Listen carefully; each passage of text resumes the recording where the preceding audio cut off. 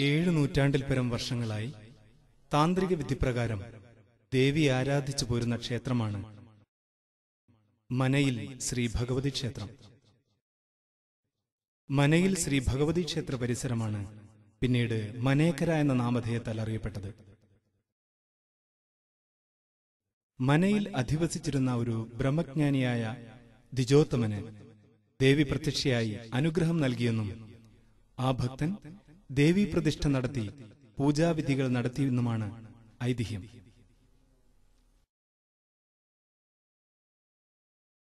ഏഴു നൂറ്റാണ്ടുകൾക്കിപ്പുറവും ദേവിയെ സർവമംഗള മംഗല്യെന്നും ശരണ്യെന്നും സർവാർത്ഥ സാധികയെന്നും കരുതി ഭക്തജനങ്ങൾ ഇന്നും ആരാധിച്ചു പോരുന്നു.